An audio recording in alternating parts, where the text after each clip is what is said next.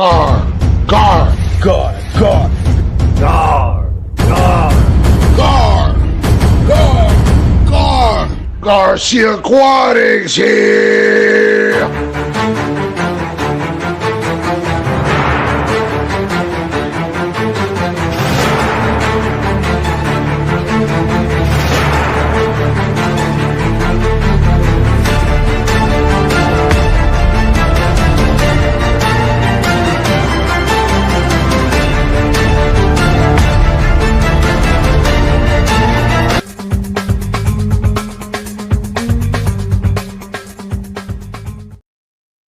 Ladies and gentlemen, welcome back to another Garcia Aquatics. I know it's been a while, but I got a special guest that's going to be coming on in a few minutes. But we're trying to see what's the problem with the connection. But we're going to be very happy to see this gentleman. And there's going to be a lot of questions that a lot of people who would like to ask and stuff like that want to know. And we're going to do the best we can and everything. And yes, I've been working on a few projects. And as you can see, on this corner right here, we got my Fructosas. And then we got my Severums. And I'm trying to do everything to the best ability I can. Hey, Def Charge, welcome, welcome, welcome. And it's just a lot of things that I've been doing, especially with my 220 that I'm still working on. But with this rain, it's not letting me. So I'm trying to do the best I can and stuff like that. And I still got the 150 I'm gonna have to get rid of. Hey, Swan, welcome, welcome. So I'm working on a lot of projects and getting everything done. And these Severums are really something. And these Fructosas, my Arowana, my Florida Guard.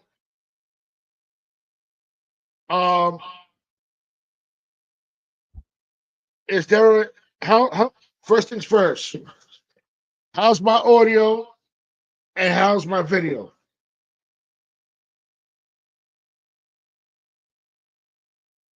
Can somebody tell me how's my audio and my video?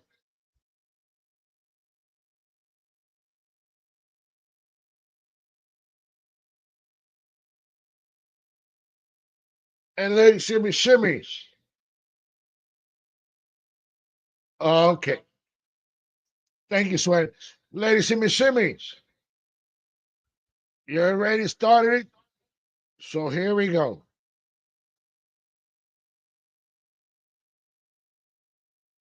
Where is it?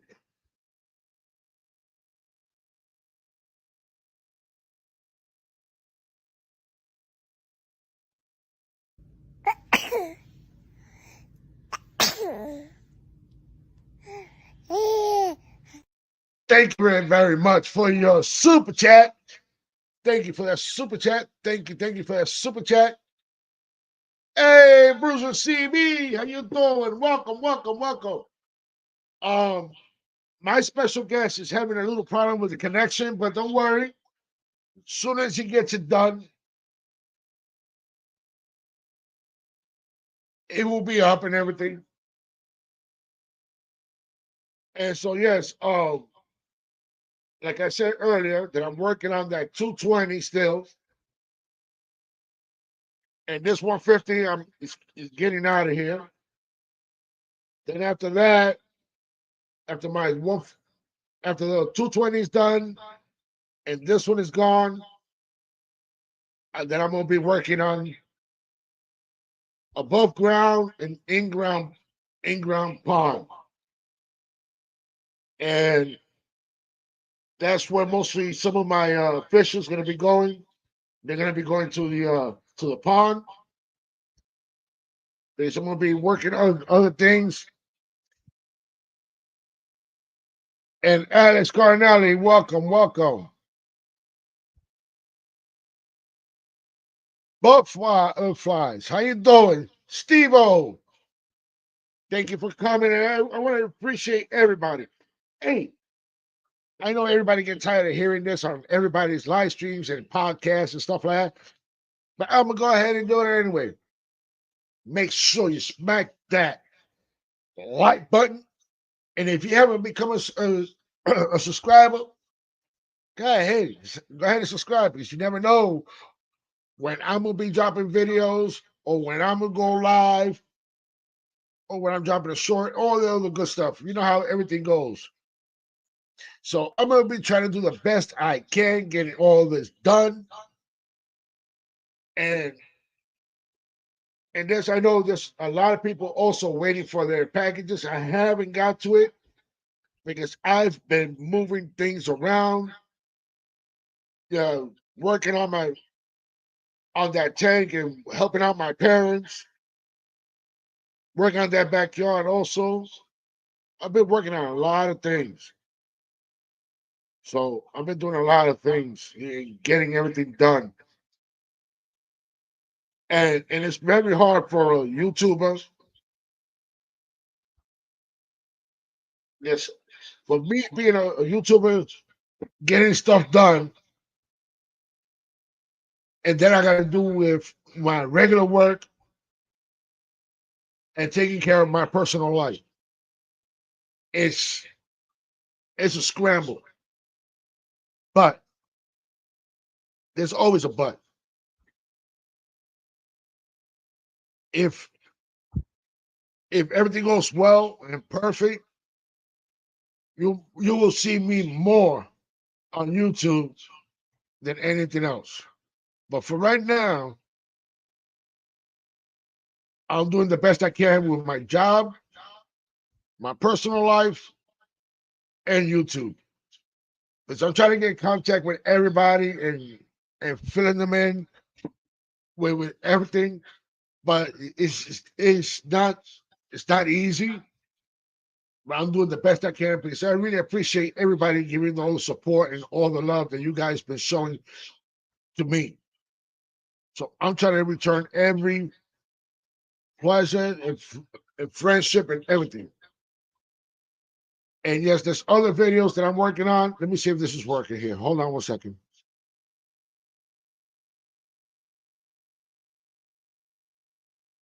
Um, we're trying to see what's going on because it's not.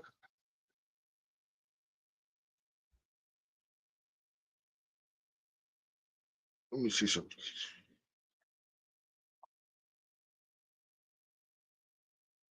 I know I don't want to do this, but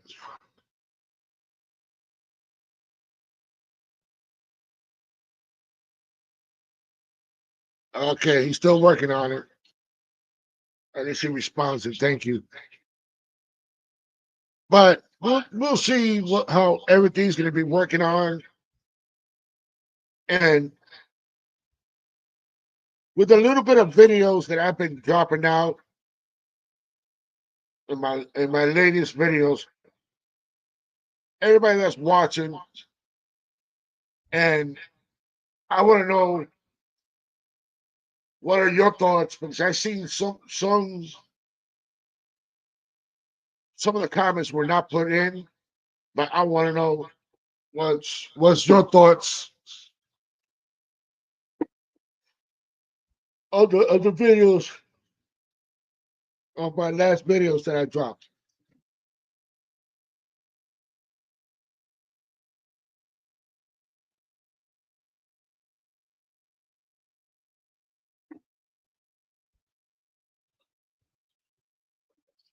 Let me get this other thing ready here. I'm so unprepared. It's not like the way it was back when I used to get everything done.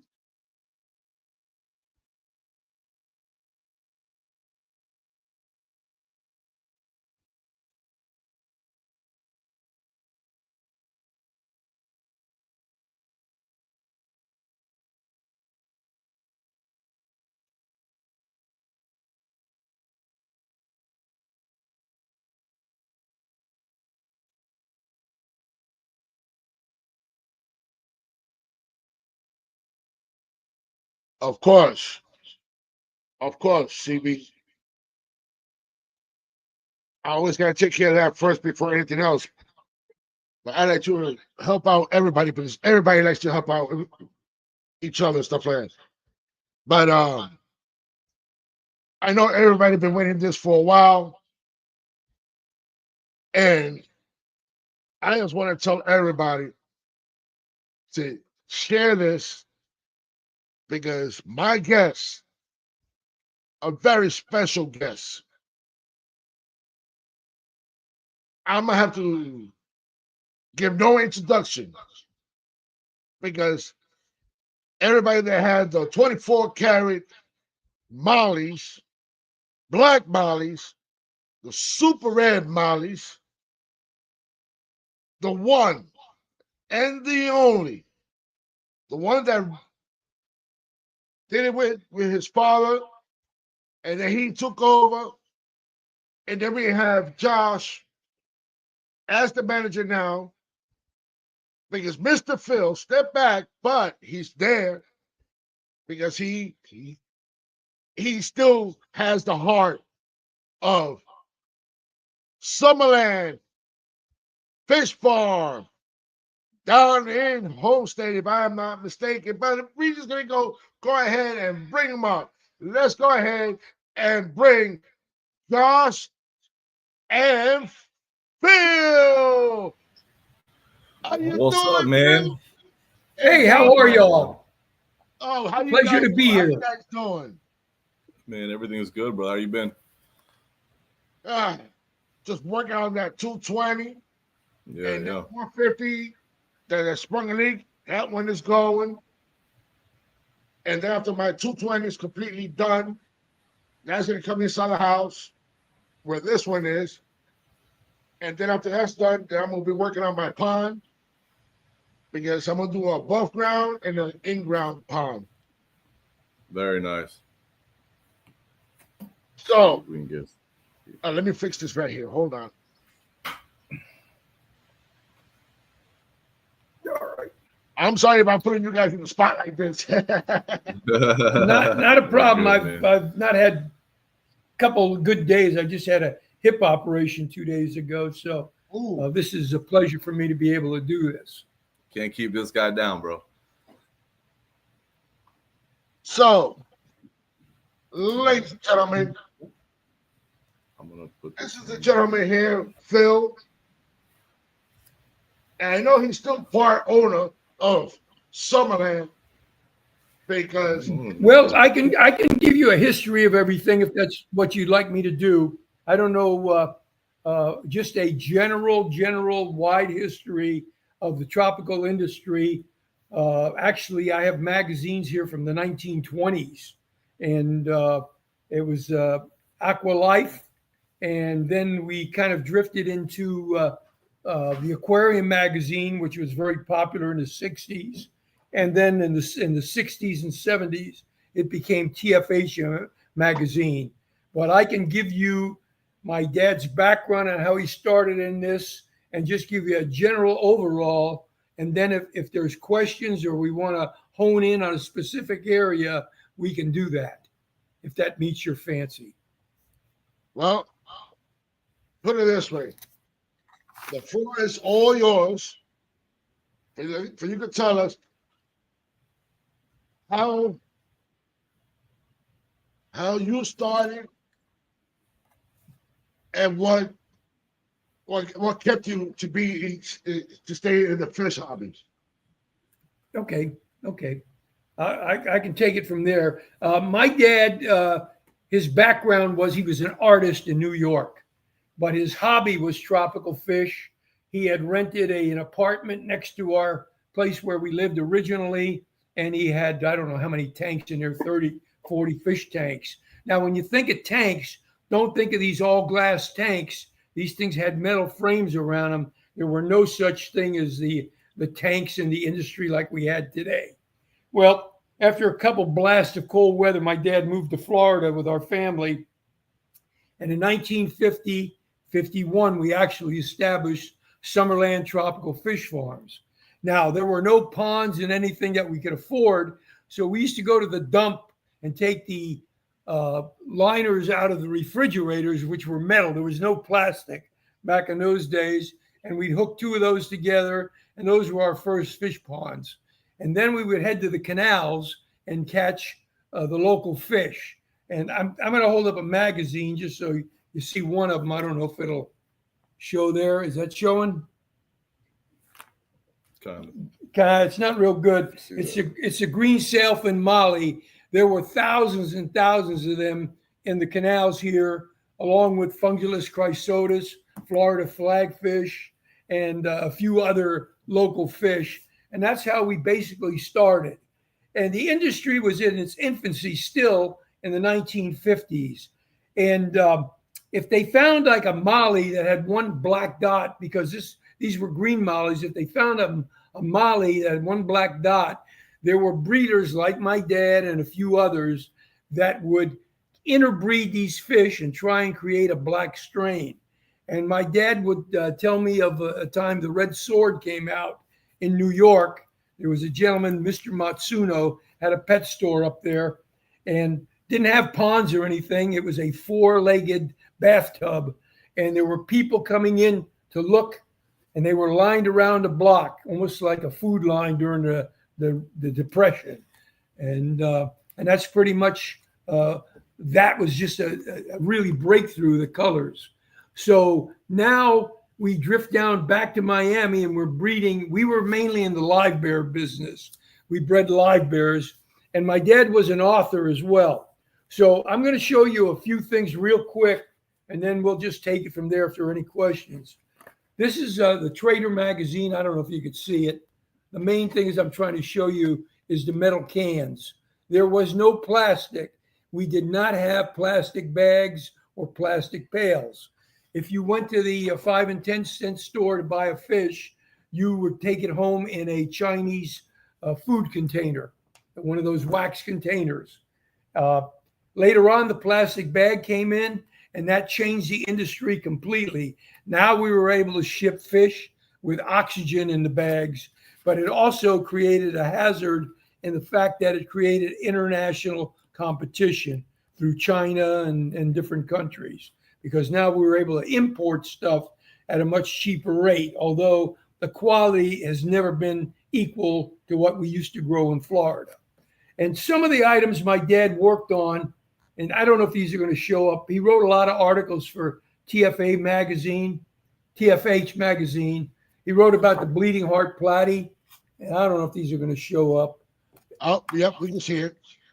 Okay, that's the real bleeding heart platy. Not a real commercial thing because all the males were runts. They were very small, and there weren't as many males as there were females, and the females would be a fairly good size fish. So that was not really commercial. Then it seemed like the industry drifted to hyphen variatus and hyphen platies. There were a couple of us in competition breeding these hybrids, and the colors too. And then all of a sudden, the lyre tail mollies came out. That's my dad. I don't know if you could. Well, we disappeared, Josh. Oh, damn it. There we are. No, Well, I'll show you my dad. My dad is on the right side, well, your left side, with a tank. And there's the mollies when the lyre tails first came out. And notice that the intensity of the black color was now developed, even though the strains would degenerate back to the natural color. It took quite a few years of just inbreeding. And we had a certain technique on how we selected the breeders for the next crop. And then later on, we found out of the Spinops molly, my dad found a gold dot on it. And he kept inbreeding that. And we came out with the top fish over there, which is the gold dust molly. Josh will hold it up. Not the bottom one, the top one. And in so doing, once in a while, it would throw some that were almost pure gold. By 1989, we kept breeding and breeding and inbreeding. And originally at our original farm, my dad had over 210-gallon tanks. And he would work on everything live bears. And the way to create a strain or or to pick the best fish is you have to have the babies in tanks, and then as the males start to mature, you pull them out and you just keep the virgin females and you breed them back to your best male, which would probably be the father. And eventually you would develop different color strains. And I'm saying in '89, we had lots of 24 karat mollies, which I had the honor to name at the dinner table one night. It's a solid gold molly. It was out of the Yucatan molly, and which is the small top fin molly. And I'm going to show you a picture of it. TFH magazine, July 1989. I don't know. Some of these pictures may not show up. Look at that. Look at that. Yeah. Then continuing on, if I can find a picture, we crossed it with the Latapina molly, the one with the big top fin. And I'm searching frantically. Oh, here. I think I found a picture. Nope. Just give me 1 second. Well, I'll show you a couple other things in the meantime. I know it's in here. We're well noted in the industry. I was in a lot of magazines. There's a magazine, a local magazine. We were honored by the Farm Bureau Association, Insurance Association. That would be me, my dad, myself, and my son, who is now 40 years old. So these go back in history. Now I found the 24 karat molly. In 1997, we were in a lot of shows we used to have a Fish Farmers Association that my dad was a founder of, and he was a third inductee into the Hall of Fame. So we would win the mollies every year. And in 1987, this is a cross between the Spinops and the Latapina with a big top fin. I'll let you center it where it goes. Look at that, guys. Look at that. That's a show winner. Let's see what else we got here. My dad always promoted the hobby, and somewhere along the way, let me see if I can find a date on this thing. Josh, you see a date on that? Yeah. Okay, there's no date on it, but my dad came out with what's called the Ichthyophile, Fish Lover's Notebook. And he produced about, I'm going to say probably close to 36 different copies. And he did all the artwork and wrote all the stories. And this particular one I have in my hand is about the mollies. It's a sailfin molly. But the interesting part of live bearers, which most people don't believe or don't know, is that after the females have their babies, because most of the times the males are very, very small and runty, but after the females have their babies, as the season changes, they metamorphosize and they turn into the large sailfin mollies. Same thing with the swordtails and the platies and the variatids. So that's a thing people don't notice unless they grow from generation to generation. 1993, I was saying my dad got entered into the Hall of Fame for the tropical fish farm industry in Florida. And I'm going to say a majority of the tropical fish that were raised in the United States starting in the 1950s were raised in Florida because of the climate. And we actually have many, many fish farmers that travel the world collecting odd fish that we've never seen before. Al Greenberg brought in gouramis. Of course, the Siamese fighting fish were brought in, and all the catfish and all the other things came from Central and South America. Balinese socks and all kinds of different fish. Oscars were South American. And so that's what developed the industry. And we as farmers here took what we brought in their natural state and kept inbreeding them until we developed other colors. So now you'll see blue Oscars, you'll see all kinds of stuff.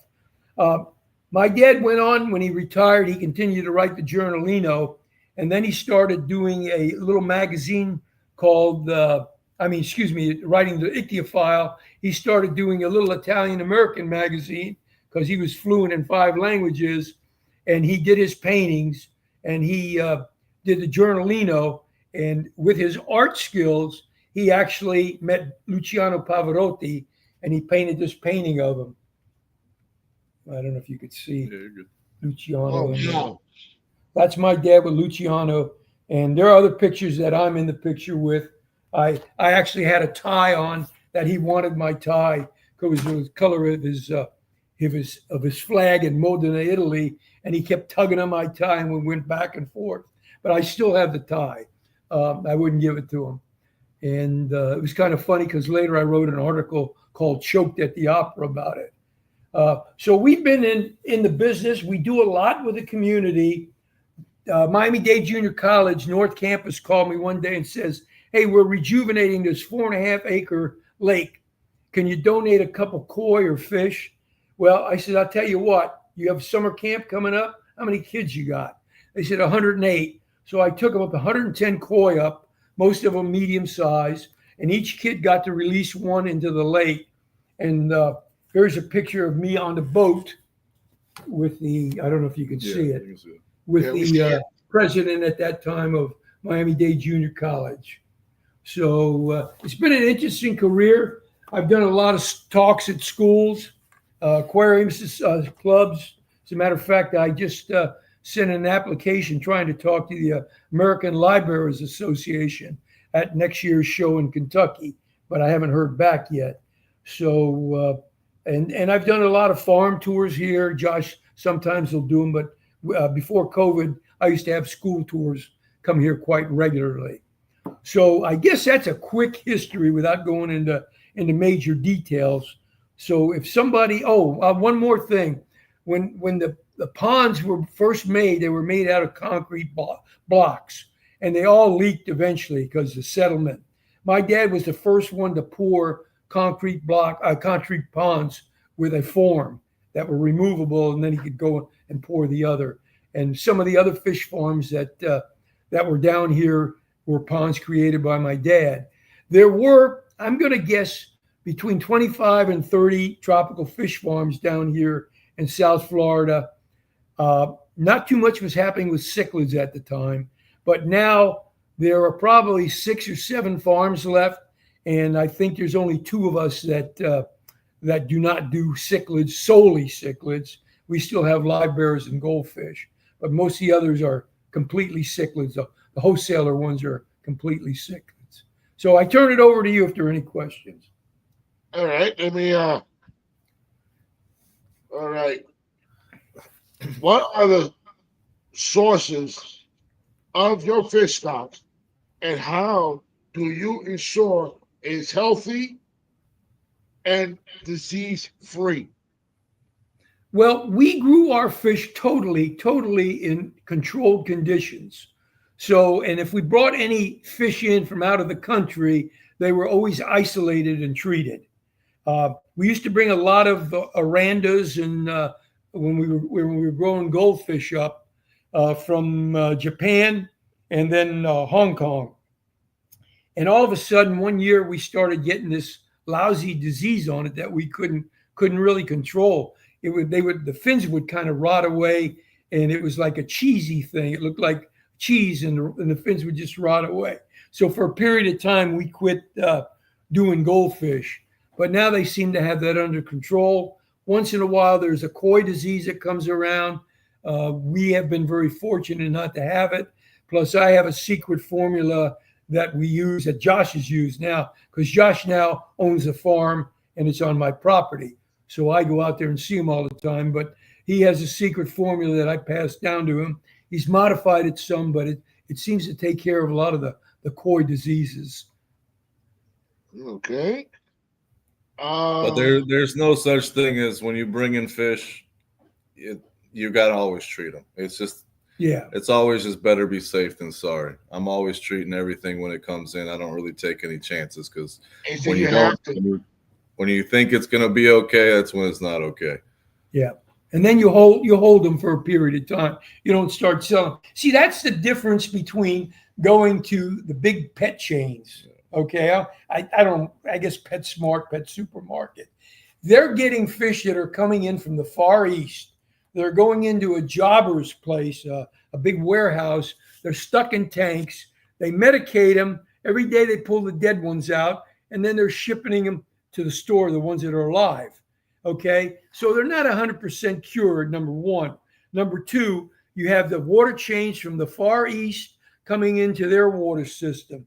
Number three, you have the water system from their facility, their warehouse, going into the pet store. So a lot of times you will not get top quality fish. They're all beat up, or they might just have the spores of a disease on them. But with all the beating up that they get in the moving from one place to another, sometimes it pops back up. And then the quality is not as big. I mean, my mollies and my platies could basically eat the ones that come in nowadays. They're so atrophied when they come in. Okay, and just almost the same things that you're talking about.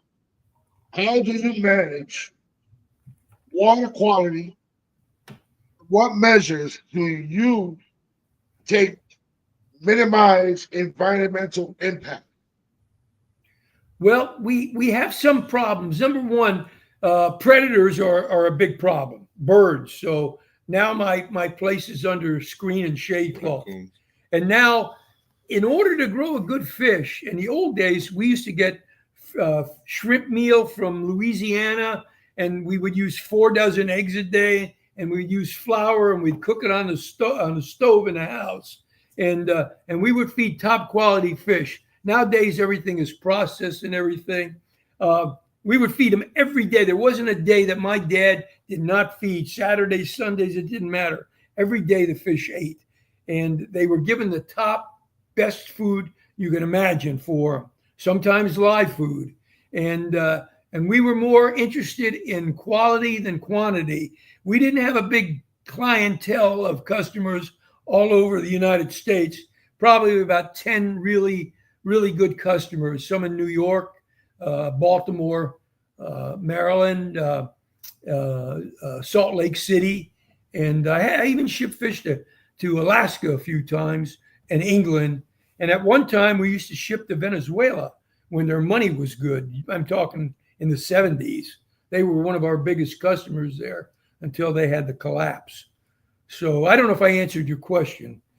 So everything on the farm is locked down. So every single tank on the outside is individual. Everything, it's overflow. So every single tank has its own water, and it drains out into our backfill or into the big pit with all my big monsters in it. Yeah. So basically everything's separated. Everything is its own individual tank, constant fresh water flowing through and flowing out. So we're allowed to do, I mean, I could do big volumes of fish because the water's constantly fresh. And by doing so, each one of the big ponds also has air in them. Yeah. We have an air pump that pumps air. The overflow pond is not natural. It was dug. It's about 6 feet in the ground. It's sealed with the mud. And Josh encourages people that are raising aggressive fish or fish that outgrow their aquariums. He encourages them to bring them, and he will find a home for them, because one of the worst things that happened down here is they threw a lot of invasive species in the canal. And even an Oscar, to me, is an invasive species. And they just ate all the natural live bear, not all of them, but you cannot find green mollies like I used to find. We used to go out with big seines, and we'd catch 300-400 of them in one scoop. And now if you go out, it's very rare that you find them. You find jewelfish, Oscars, I don't know, just about everything. Pleco cats are in the canals now. Everywhere. Oh yeah, the common plecos destroy everything. Oh yeah, they eat cement. They're out of hand. They eat cement. So I like everybody to just know what you're doing. Get fish that are gonna stay in your tank, and when you're ready to get rid of them, bring them to me. Don't throw them out. Don't throw them in the canal. Especially in Florida, everything lives here. Yeah. So it's definitely gonna reach its potential out here. If you come to the pit and you see how big these animals can get, you'll see how big. Especially that big red tail. And there's more to the industry. When we used to collect, collect a lot of water plants. Ludwigia would grow wild, Bacopa, Anacris, hydrilla. Sometimes you'd find banana plants growing wild, or spatadoc in the Everglades. So it was pretty interesting. And then there's another facet. I mentioned the plecos earlier. There were people that would dive in the canals, the ugly canals, and reach in there in the holes that the plecos dug in the dirt, and would harvest the eggs from the plecos, and they would sell them to the big fish farmers who would hatch them out. So there's all facets to this industry that people don't know about, and all kinds of wonderful people that were in it. The man I mentioned, Mr. Matsuno from New York, he actually moved down to Florida in 52. He opened up a place called Eastern Gardens Aquarium on US 1 and 144th Avenue. And he built a big facility, and he charged people to come in and look at it, and then they would get credit towards a purchase. But very interesting place. He was one of the big promoters of the hobby. As I said, my dad was more on the breeding side, and we would sell to Mr. Matsuno fish as well as to some of the other farmers.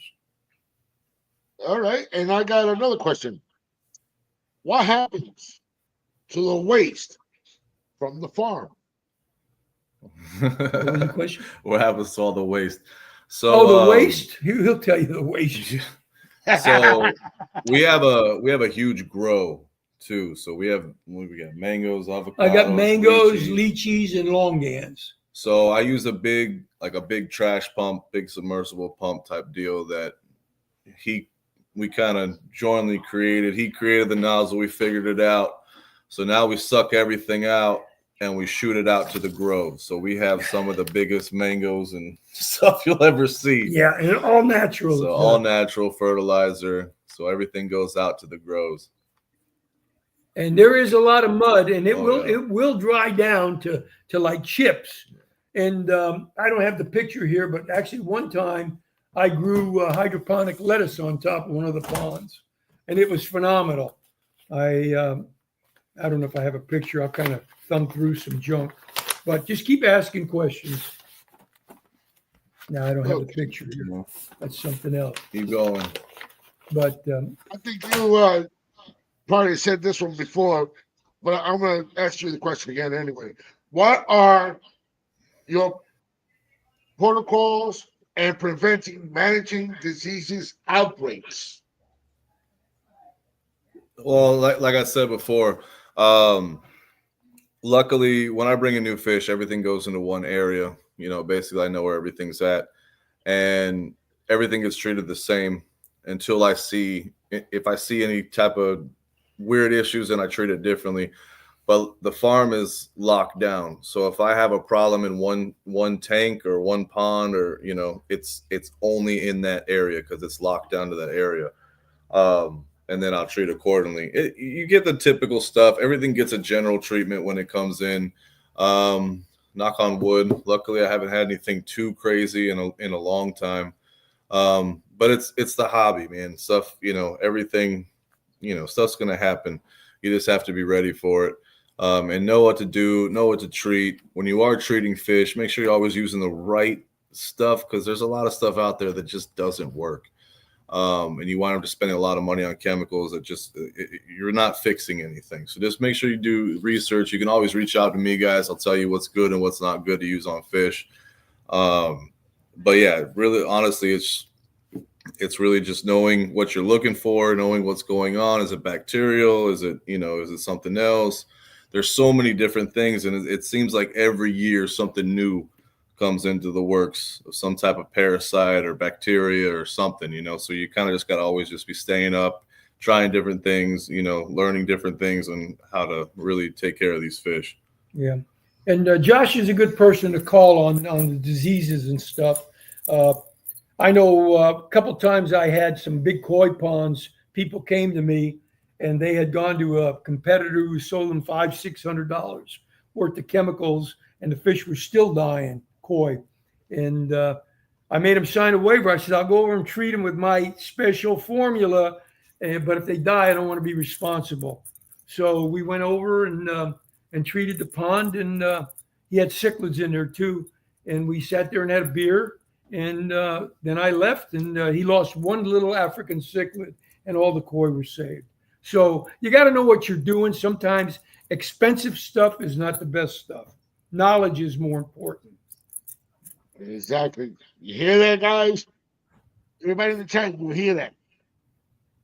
All right, I got another one here. Let me see. Where is it?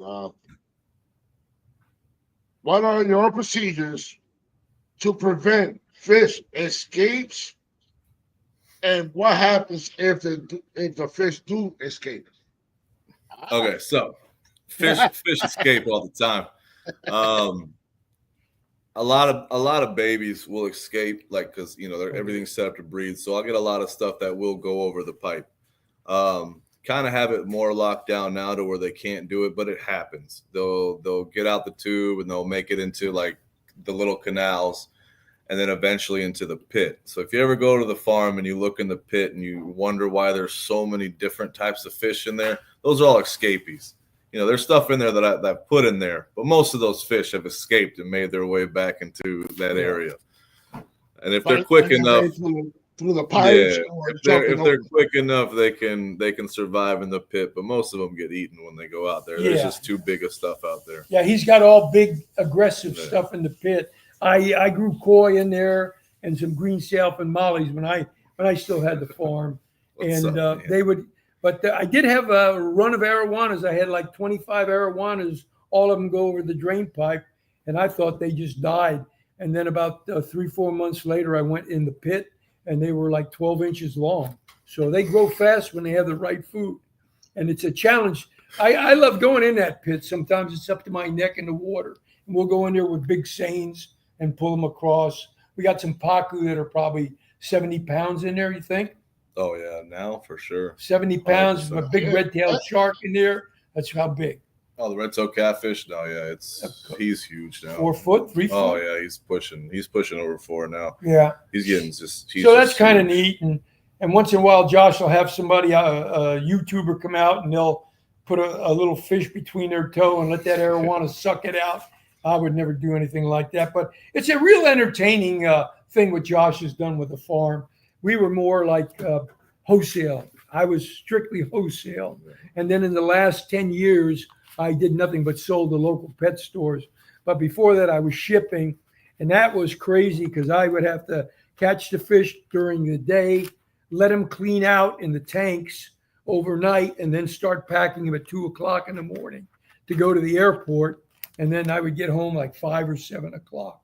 And it was a very tough job, 7 days a week. He's got it a little bit different because of the retail business. And ladies and gentlemen, if you are looking for any fish, typical fish you're looking for, look up Summerland Fish Farms. Look them up.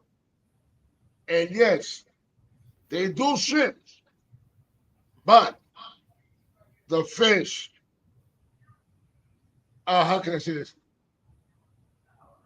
They gotta be okay to be shipped to you, because in some states they won't let no other fish come in.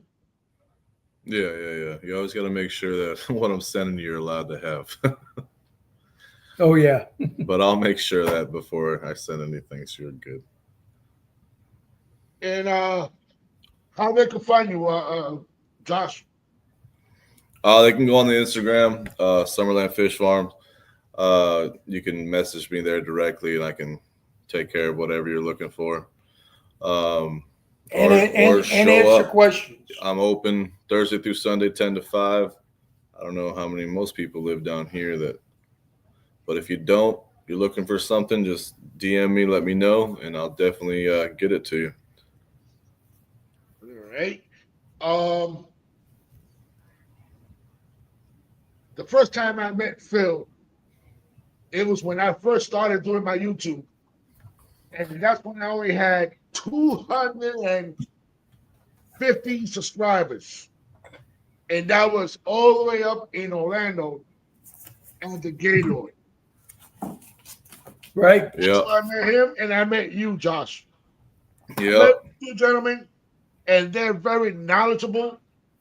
And any questions that you've been asking other YouTubers and other fish farms, yes, they might have the knowledge, but always, always don't stick to one opinion.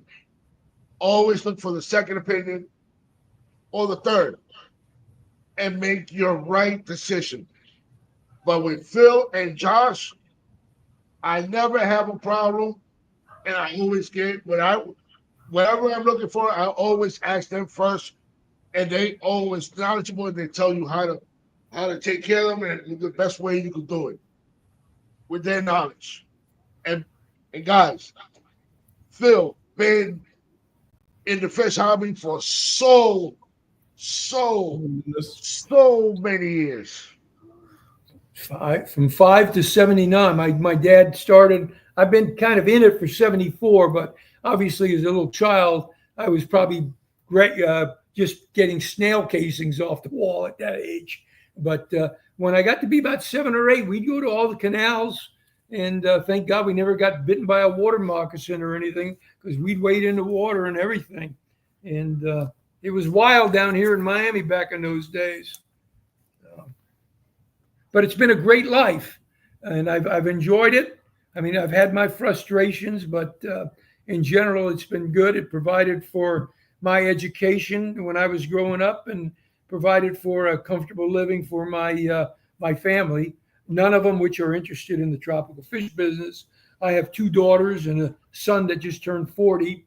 He's got a PhD in electrical engineering, so I know he's not going to be the guy out in the back with the mud and catching fish.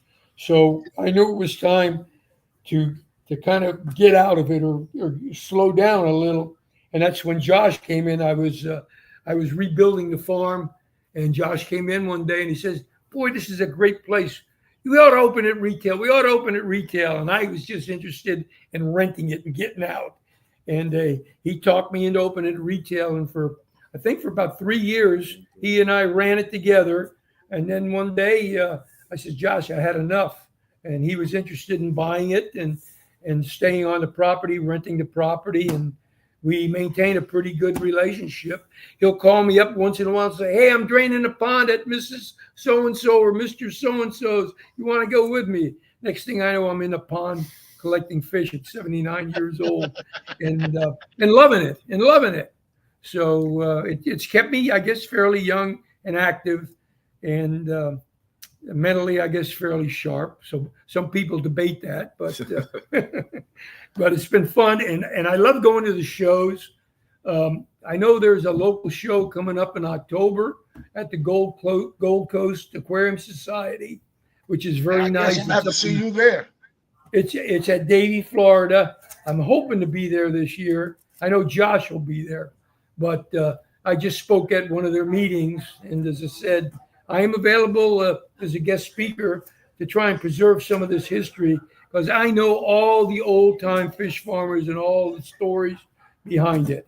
And, I haven't written a history on it, but because I do write other stuff, and hopefully it'll never get lost. I like to share it while I'm capable of doing it. And I appreciate you for giving me this opportunity.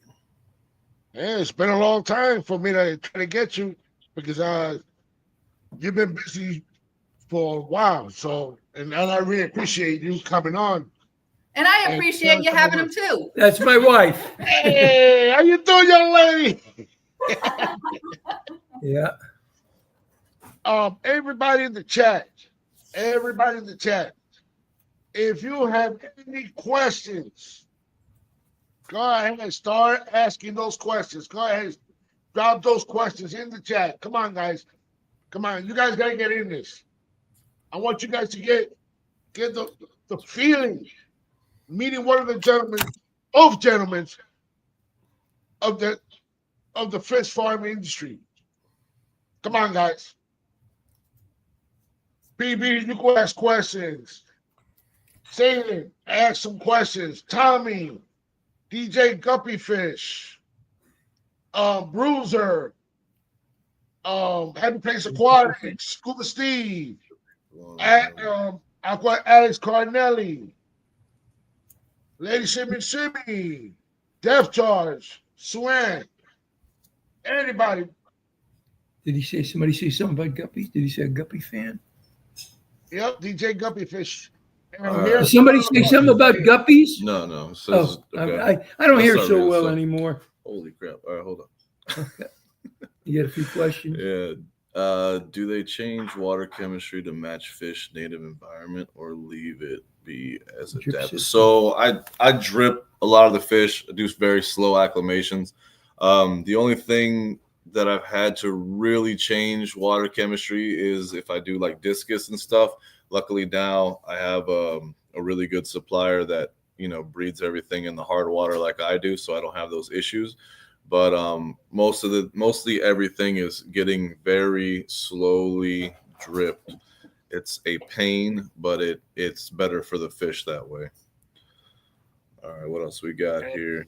Can you get leopard snake skin angelfish? I don't know about You'd that. have to ask around. I don't know if I've seen like they mean like the leopard, like the guppy pattern. I don't know if I've seen that. I'm sure you could if you cross enough. Yeah. You play around with like the Peruvian blues and like the koi angels, you probably could get a crazy There are adaptation. so many new varieties and colors coming out. I know I've seen leopard skin angels before. We don't raise everything on the farm. We'll buy a lot of angel fish that are the size of a dime or a nickel, and we'll grow them out in guppy pools. So we can search around with our suppliers and find out if they are available. And if we can pick a few up, we'll pick a few up. And just keep checking back with Josh. So what was the most impactful moment in your life that made you decide to keep fish to begin with? I don't think you had a choice, right? Well, I kind of grew up in it, and It's like get outside, son, and start I was feeding always the fish. Yeah, I was always very close to my family. When I graduated college, I taught high school for 4 years at a private school, but in Miami, and I would work the fish farms in the afternoon. So I really never got out of it. I wasn't always as enthusiastic about it, but it did give me an opportunity to do some other career stuff. And now I'm working on some of those things. I write screenplays and a couple of little books. So now that I'm retired kind of from the fish farm, I always had hobbies to keep me going. And the fish have always been in my blood. I didn't always enjoy it. And there were hard times. There were times working out in the rain and the thunder, and somehow or another I was spared getting hit by lightning. But I'm not afraid to get dirty. So I love the industry. I love the history of the industry. That is the coolest part of it. And I loved my dad's part in that history because he played a big part in the live bearer industry. So what you guys do when because you know how full it is with the hurricane season. What do you guys mostly do? What do we do when there's a hurricane? Pray. Oh, well, I went through Andrew. It killed us. It destroyed our house. I had some containers that I kept goods in. It blew them over. One of them blew across and knocked out some of the concrete pools. We had no electric for 8 weeks. We never had anything like that before. No generators, no nothing. I have dirt ponds also. I have 1,400-foot ponds that were natural bottom, and they dried up completely. So I'm going to say we probably lost 90% of our fish because we had no water. Little by little, we would buy some breeding stock from somebody, or we preserved some of our better items like the 24-karat molly and all that. And that was a hurricane that hit in 1992, Hurricane Andrew. So, but it knocked us on our butts. So hopefully we never get another one like that. Luckily, since then, really nothing that bad. Yeah, we've been very lucky. Seems like the Panhandle is getting it all. Yeah, we just been getting just the wind, the rain. That's it.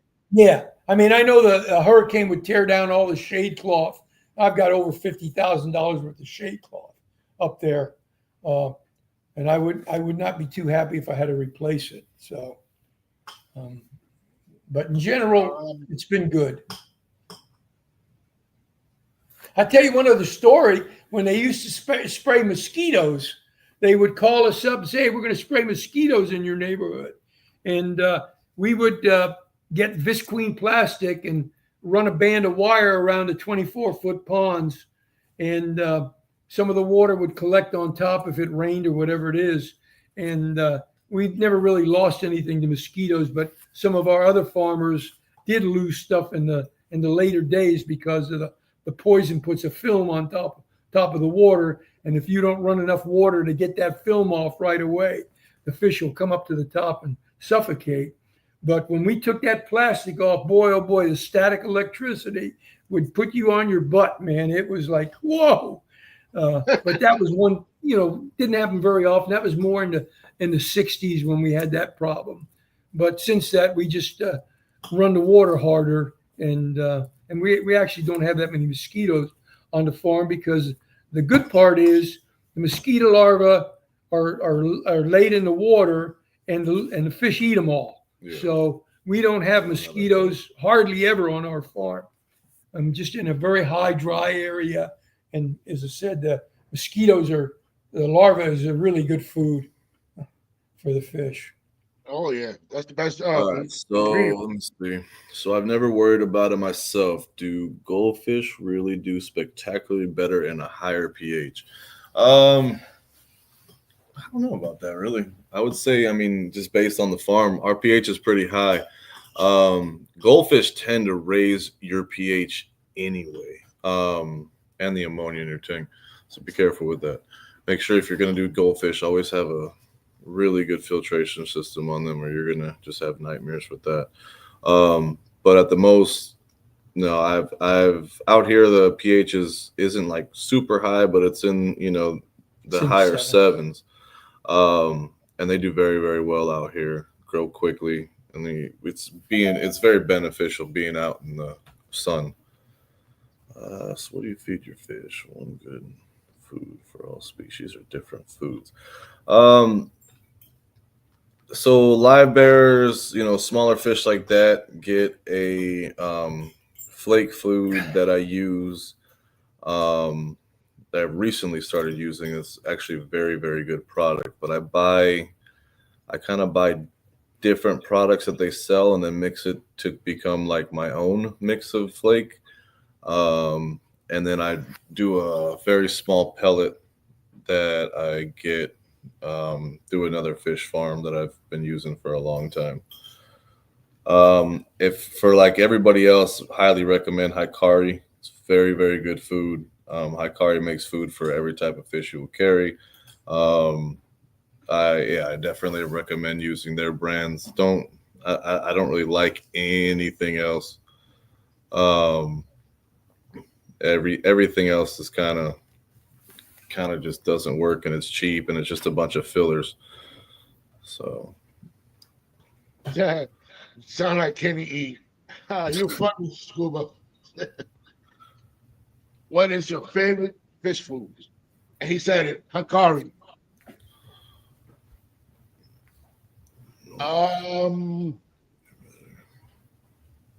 Since we already know that favorite, like the fish food. Oh, well, in the old days, we used to mix our own. Yeah. But now, Basic I started feeding what Josh feeds now to simplify it. I used to mix this fish food. It smelled so bad. I'd come to the house at the end of the day, and my wife would always have my kids run up to the door. And the first thing they would say is, "Daddy, you stink." That's how bad that fish food was. So it's a lot simpler than it was. I'm not sure. It's very good. They're doing the proteins, and they do all the testing, and it's done very scientifically. So I guess it's as good, if not better, than what we used to do. You didn't ask one important question. What is my favorite fish? My favorite? A sold fish. Did you get that? A sold, when I sell it and it's gone. and I had the money for it. That's my favorite fish. That was a joke. What's your best selling fish? Cichlids. Cichlids probably. Yeah, cichlids, koi. Because I breed a lot of my own koi, so yeah, I would say cichlids and koi. What are your thoughts on frozen food? All right, so frozen food is always a debate. Frozen foods are great. I use them for different things, enrichment, color, different stuff like that. The problem with frozen food is most people will get the cube food, like the brine shrimp, the bloodworm, like stuff like that, when it's already in a cube. And most people will just take that cube and pop it right into the tank, or pop it in your hand, throw it in the tank, still frozen. The problem with that is the fish are going to go to eat it, and that frozen cube can mess up their mouths and give them different type of problems with their mouths because it's frozen. So you always want to take that frozen cube, put it into something, let it thaw out with a little bit of water, and then pour that into the tank. So that way, and then too, like if you ever have like big fish or cichlids, you throw a cube in there, one cichlid comes up and grabs it and then goes, runs and hides, and then he's the only one that's eating. So it also helps, disperse the food a lot better.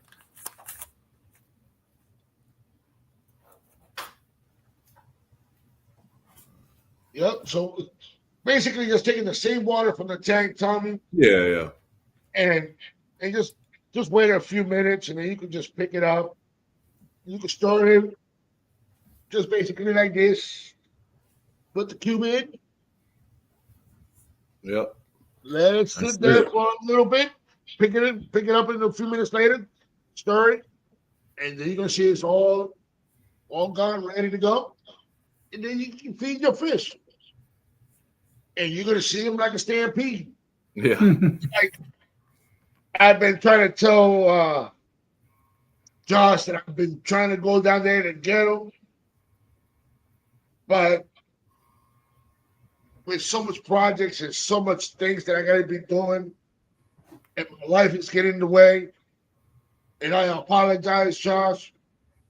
I was going to go get those bucktooth Tetras, but I haven't been getting to get to do it. Just paying all these bills, and it's been giving me problems. Yeah, I get it, man. Trust me. You guys ever And try the Omega 1 seaweeds? I mean, I don't really. So for me, like what I feed, like it has to be like good, and it has to be cheap in bulk.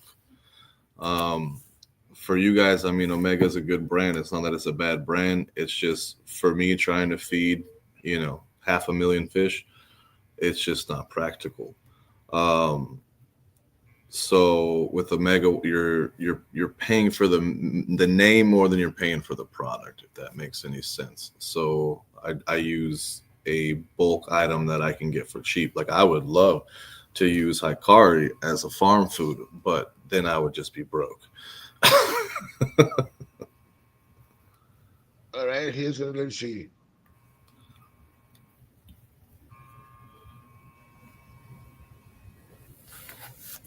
Yes, and we know that you like to feed North End. How do you guys filter? I guess they help you out. So basically, I am the filter. I suck out the bottoms of the tanks, but like I said before, water is constantly flowing in fresh and flowing out, but you will get like, the sediment and stuff that falls to the bottom. I suck that out with a machine and keep all the tanks clean. And guys, if you ever come down to Florida and want to go see some of them fish farms, you will see the bottom. That's how clear as day. You see those fishes. You can see the colors and the way you want them. You'll see it. That's how clear those waters are. Josh is on top of it. And like he says, it keeps on flowing. I'm telling you. And those fishes are worth to get. If you're looking for Frontosas, you're looking for Trophius. Oh, looking for What, goldfish. what is that? We use what? It's a trash pump, right? Yeah, It's a semi-trash pump. semi-trash pump. A Yeah. 2-inch semi-trash pump is what we use. But the thing is, That we converted into a vacuum. vacuum, I made a special vacuum head out of PVC pipe. After making about 10 of them, I finally got the right dimensions and the right groove in it so it will suck the mud out and not all the water. And our pools are 24 feet by 24 feet, the big pools.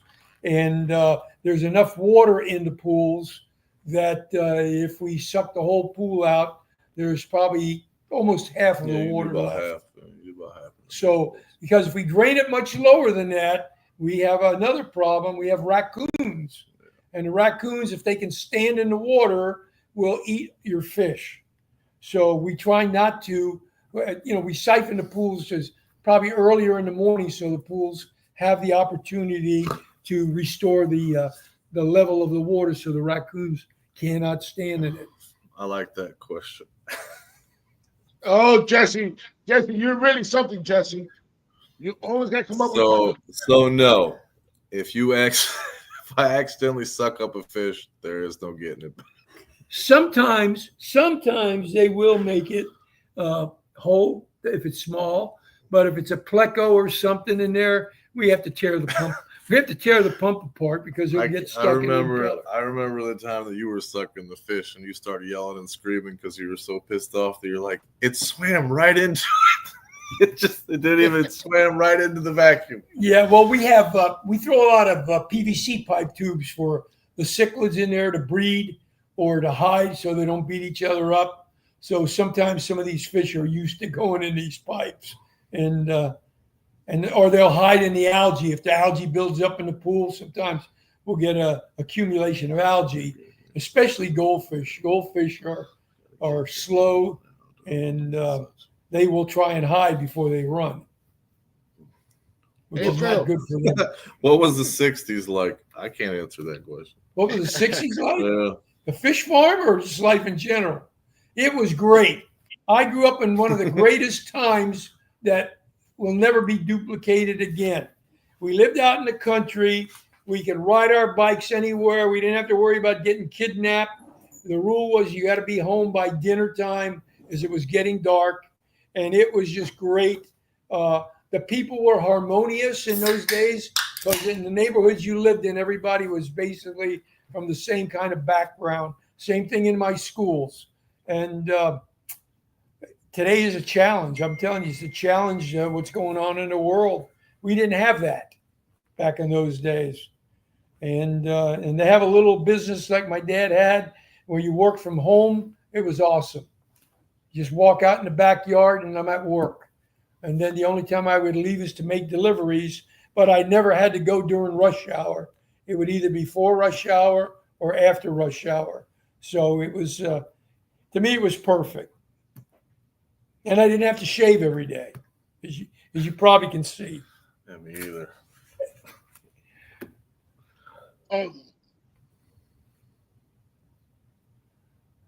So basically, also, I know everybody in the camp want to know those concrete ponds that you have. What did they used to use that before it was ponds? You talking about the smaller ones? Yeah, those big rectangular ones that you got. So those are coffin liners. So that is what unused. Yeah, never used. Yeah, we had them built, and they put drain pipes in them. I think we have 73 of those little coffin liners like that, no. on the property. But that's what the wood coffin would sit into and then be buried into the ground. All right, here's one. So let me see. Great fish ponds, and they're great for cichlids. You can breed cichlids in them and stuff like that. Guppies, etc. Yeah, monster fish too, air one. I mean, you name it, I pretty much had on this property. Stingrays, everything. Hey, Happy Place Aquatics, do you have any questions you would like to ask my guest? Because you love to ask questions. Come on, Happy Place. Come on, Happy Place. There's one that I see here asking a lot of questions. It's Tommy and Jesse and Scuba. So now it's your turn. And then Where can I get the coffin liners? I don't really know if anybody sells. Oh, them. okay. They still make them. Obviously, people are still dying. There's a place near Bird Road. If that's not a sales pitch, sold. You know, business is good. Business is good. But unfortunately, I think right now they used to be a couple $100. I think they're probably close to $800 or maybe more. There are some times where a fish farmer will sell some because they're going out of business or something like that. And sometimes people will use them for watering troughs for horses or cows or something. So, sometimes you can pick one or two of them up that way. This one. So run me through a day in the life of a fish farm keeper. Riding around on the golf cart, sipping iced tea, Yeah. or constant sweat and problems. Yeah, definitely not on a golf cart. I walk that every day. So yeah, you really can't fit a golf cart in there. It's a lot of. I don't know if you live in Florida, but as soon as you step outside the house, it's a lot of sweat and problems.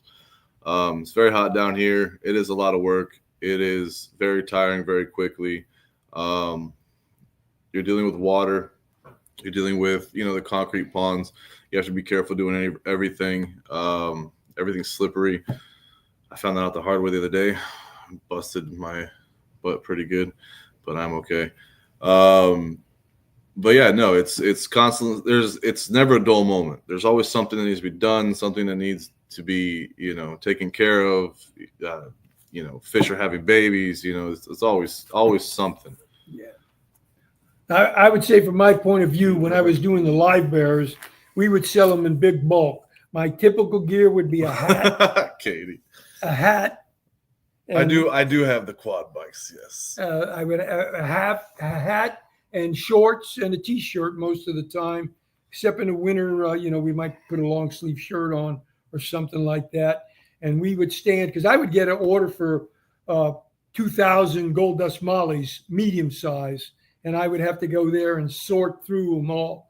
I had a little special way I would do it in styrofoam boxes with little nets, but I would be out there for hours.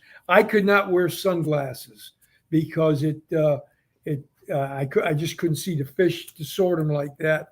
Josh is able to wear sunglasses by redoing the type of fish that he sells and so on.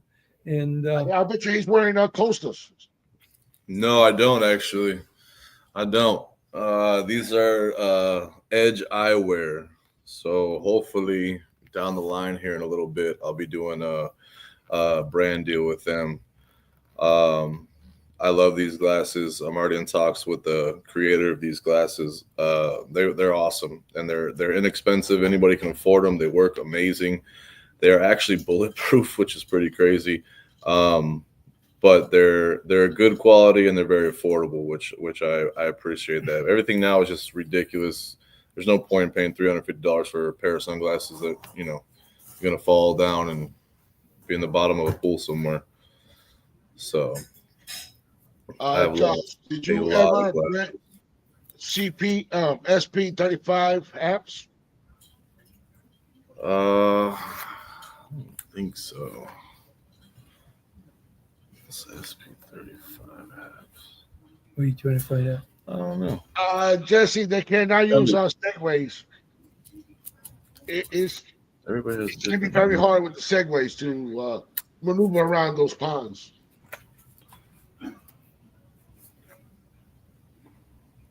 And sooner or later, I'll be going down there, guys. Yeah. I think So yeah, I'm the tomato haps. Yeah, I'm actually breeding those right now. I have a few. No, those ones. Yeah, they're beautiful. They're beautiful. pretty. I have those in the back tank. Yeah. I'm gonna be Now, going down. before they started bringing the cichlids in, which there's two guys down here that are very famous for it, Rick Barrow and Leif DeMason. Before a lot of these cichlids were discovered in what lake is that? Lake Tanganyika, something like that. There wasn't a lot of color in the tropical fish industry, except when we would come up like with the gold molly or red and black fish or something like that. And not only did the cichlids add the color to it, but now this new way of producing egg layers, zebra danios and glassfish and all this. And originally they were actually painting the fish, and it would last on the fish for maybe 6 months, 3 months.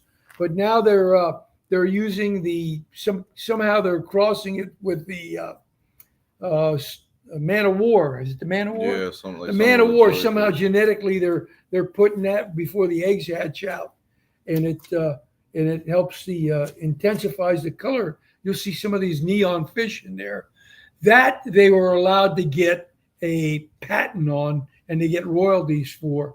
The color changes that we did on the gold molly and all that other stuff that you couldn't get a patent on.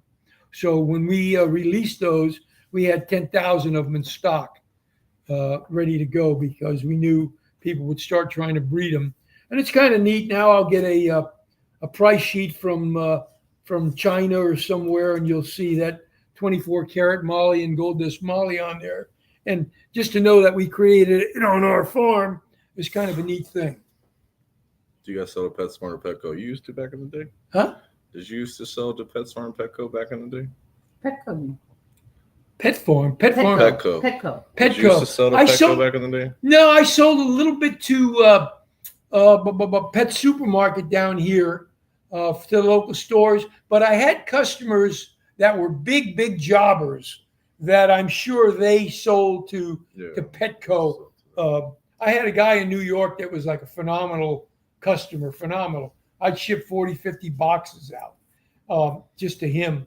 And my understanding is UPS now out of the Tampa area, which is the big area for tropical fish now, and they're conglomerates. They've all joined together.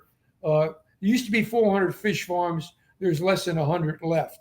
UPS will ship up to 800 boxes a week out of Tampa area, all over the country.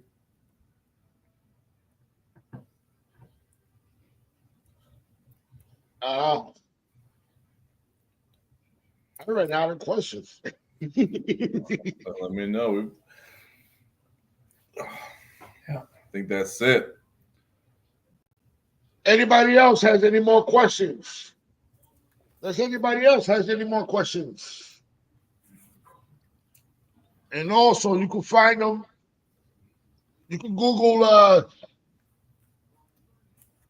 some of that fish farm. Yeah. It'll be the address and the website. Because I don't see my moderators here, for they could drop their links.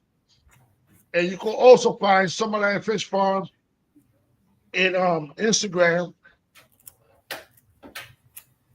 And if you're in Florida and you go to one of those shows, just always keep those fingers crossed, because you never know when you're going to bump into Phil. And especially when he goes to those shows. You don't miss it. Everybody. Yeah. So I have one aquarium at the house, but no, I do not. After leaving here, I don't want to play with fish anymore. And then Phil, I don't. My dad was a fish addict. He had a 55-gallon slate bottom metal frame, silver frame around it. We still have that tank, but I never really put a tank up. Maybe when my kids were young, we might have had a couple bettas or something, but I wasn't about ready to come home and clean tanks. Yeah, and everything that I ever had in a tank now is in the pit. Huge. Just He's gigantic. got some big stuff in there. Everybody in the chat. Just one question I want to ask everybody in the chat. Would you like to see Garcia Aquatics with his water shoes, wearing a tank top, and his swimming trunks, and heading to that little pond that they got in the back with that giant red-tailed catfish and Okay, with if you want. giant pacus. Somebody said you have Pacu. No, I have Jeep tires. Okay, big old truck tires with tails swimming around the back. They're massive, Yeah. massive. Well, the funny thing about these Pacu he has, I sold them to a lady in 2004. They were probably the size of a quarter. And she called back when? Yeah, like I don't know, 2 years ago, a year and a half ago. Probably 3-4 years She ago. tells me, oh yeah, I have these Pacu. That I got they're from kind Phil. of big, They're kind of big. I don't want them anymore. kind of big. Yeah. Well, he went over to get them. He came home black and blue. They beat Oh him my up God. pretty good. So She told me, oh, they're like 2 feet. I show up and literally like the size of a Jeep tire. I mean, they're massive, dude. They're massive. yeah, and thick. They were well over Daily 60 Aquatics. pounds each. I'm not going in Speedos. I do not wear Speedos. Okay. I'm going in my regular boy swimming trunks. Yeah, You're probably safer that way Yeah. with that red-tailed cat in there. Oh yeah. I'm gonna be heading over there and I'm gonna do a video. Okay. And I know We'll I look forward to gotta it. sign those waivers because I guess you don't want to get it. Well, there goes Garcia. Garcia down from Red Tail Catfish. Yeah. Any gopher cats. Nah, I'll bring them in every now and then to sell, but I haven't really.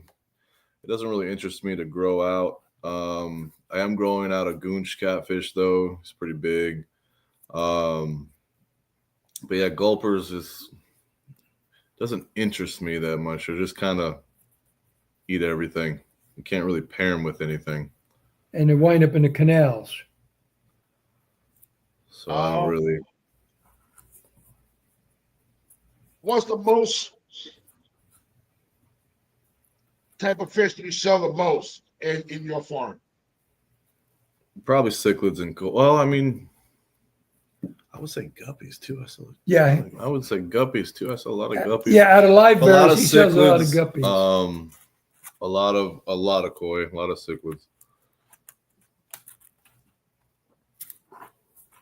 All sizes now. The koi, he'll probably start selling them about 4-inch, sometimes smaller. Sometimes. And then they could be, what, 2 feet? most more longer aggressive than that? fish you have ever had. What's the what? Aggressive towards me or just aggressive in general? It's the most aggressive fish I've ever had. I don't know, because I kind of tame everything. Like everybody always says that like the red tail's so gentle and crazy. Everything comes up and eats out of my hand. I would say the dovi are pretty crazy. I have the wolffish, the big ones. They're pretty intense. The gars, when they're in a feeding frenzy, they'll get pretty intense. Yeah, I would say that. The goonch now is getting kind of aggressive, so that'll probably be a problem as he grows. But yeah, You still got that pond filled with the trophies, right? yeah, and those can be pretty mean. And then, like I said, like it's just in like all cichlids can be super aggressive. I mean, I have massive flower horns that they're super aggressive. You can't put nothing with them; they just eat everything. So yeah. All right. Oh, scuba. Let me see what scuba says over here. The longest fish you had? Longest like longest length or like longest alive? What? Yeah, Katie, I've done a lot of cool crossbreeds lately. I'll send you some pictures. I've actually done some really cool stuff. Garcia ever met? You know Katie Cichlids? Yeah, she's from I believe from Australia, I believe. Yeah. Katie, how you doing? I've seen you a few times, and I saw you at Predatory Fins, and that was for the Fins and Furies fight. Long, You were well, there. I guess some of the arowanas I've had are huge. Yeah. They're pretty long. But I don't know if they mean longest like size wise or longest like how long it's lived. Favorite fish you've ever owned? I'm I trying don't to know. do I guess my favorite fish right now has got to be my red tail. I mean, we've been together for a while. Oldest fish on the farm right now would probably be the pacu right now, right? Yeah. Have to be the pacu. They're what I would say 22, 23 now. Yeah. 22, 23. So yeah, oldest fish on the farm right now would have to be the pacu. Yeah, everything else doesn't last long. Now I have clients that have some pretty old fish. Yeah. Old koi. Yeah. And Katie, whenever you want to come on my live stream, just email me at GarciaAquatics@gmail.com. GarciaAquatics@gmail.com. Just email me, and I would like to have you on one of my live streams. Because with all those sickness that you got, and the way you got your tank set up, I've been watching your videos. I don't miss none of them. Yeah, she's a whole farm girl now. She's got cichlids and all types of little critters now. Oh yeah. I love cichlids too. That's one. Yep. Scuba. He's one lucky guy. He been taking some of his African cichlids to some of the shows, and he been winning first place. With the So I'm colors. actually so right now, me and a buddy and I, however you want to say it, we are creating a lab basically. We set up a bunch of tanks at his location, and we are playing around with some crazy crossbreeds. So I haven't really posted anything about it or like really showed anything about it, but we're gonna be doing a lot of stuff over there too to play around and see what we can create. So hopefully some crazy new OB strands and just different, just crazy color variations of cichlids that nobody's ever seen before. So just having a lot of fun with that right now. Oh, and that the gold red spotted seven that I got from you, Yeah. tank boss. Oh, sure. Sure. And as you can see him right here, the way I got him right here. Yeah. And there he is, right on top. Yep. And then I Bro, got I like that piece of wood, bro. Yeah. it's 2P. Yeah, I like that. I got that from one of the Aquashella shows. Hmm. I believe it was in Daytona. And that show. So they gave me 2 pieces, and I moved it from tank to tank until I said, well, it's going to be the Severum tank. And I just set up the Severum tank. And there was my little red Frontosas. The regular Brundys. You got Black Widows in there? Oh yeah, I see it. I only got one Black Widow. One, yeah, I see him. Only one. And I'm thinking about getting more. Yeah, when you come down, I'll hook you up. And I really appreciate everything you guys have been doing and the way you guys been running the shows, the farms, the way you guys keep the fishes and everything. And yes, I really do want to get in that pond.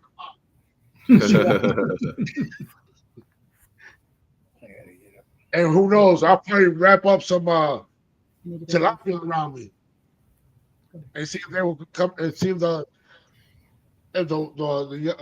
red tail will pull me. Can I cut out?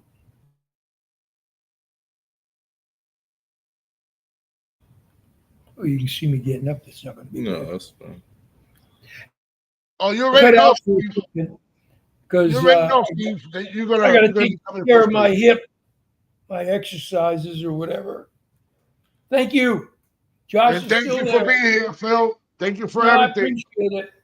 I love it. And one of these days, I'll be going down there. It's gonna be on a weekend. I'm gonna be headed All down right, there. we'll let Josh know, and I'll try and make it to be where I'll be here. Okay. No problem. And get better. Much love.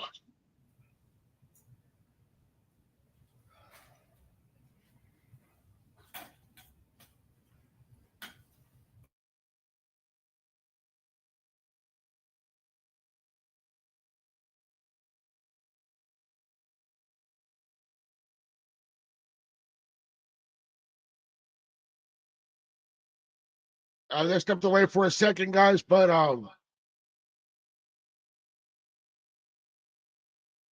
and Josh will be right back. Okay, he is. Sit on the All right. circle of life. What up, man? All right. I'm gonna go ahead and drop the link again. Okay. And whoever wants to come up, and this is gonna be for backstage. Whoever wants to come backstage, you're more than welcome. So the link is right here in the chat. Just click on it, and I'll bring you for backstage. We're gonna do a little bit of hangout in backstage. If you really want to come and hang out, you're more than welcome. Scuba Steve, Tommy, Katie, Jimbo, Jesse, everybody in the chat. Whoever wants to come backstage, the link is right here. And you're more than welcome to come backstage.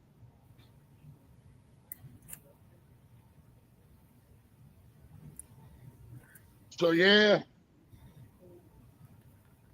I'm fixing that 220, getting that stand built for that 220. Because I'm gonna put that arowana, and I'm gonna put him all by himself. And then when I build the pond, the gar, the parrot, and the Oscars is gonna go to the pond. Then I'm gonna have an empty 150. Then I'm still trying to figure out what to put there when it's all said and done. And I know where I'm gonna go to Summerland Fish Farm and pick out what type of fish for that 150 when it's empty. And then we're gonna figure out what kind of fish. I could do the live stream down there, or go ahead in the chat. Just remember, it's a 150. It's 6 foot long, 18 deep, and I believe 24 high.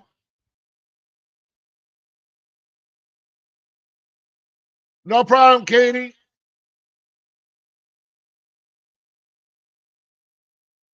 And All right, really be good. Just tell me what kind of fish I should put in that tank. Since the gar, the parrot, and the Oscar's gonna come out of there. They're gonna go in the pond. And the arrow one is gonna go in the 220. So let me know what fish or fishes should put in that tank, in that 150.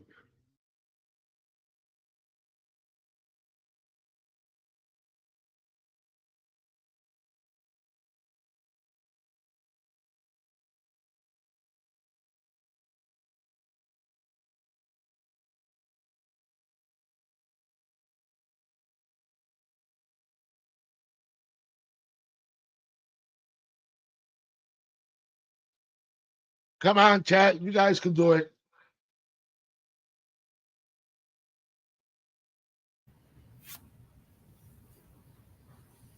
Nobody wants to come backstage?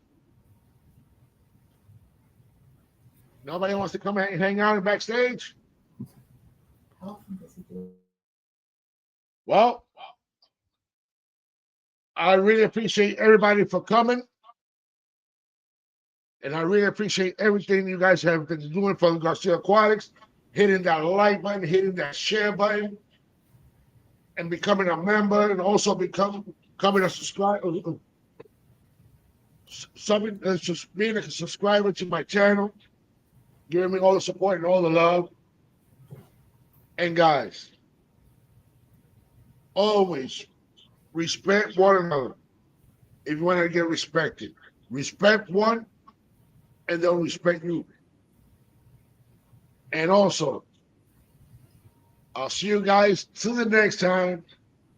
Because you know Garcia Aquatics is old man. Gotta get ready to go to work tomorrow. Even though it's real early. But I really appreciate everybody for being here. And who knows when he's gonna come back and do another live. Always turn on that notification bell to be notified. And I'll see you guys till the next time. And hold on, Josh.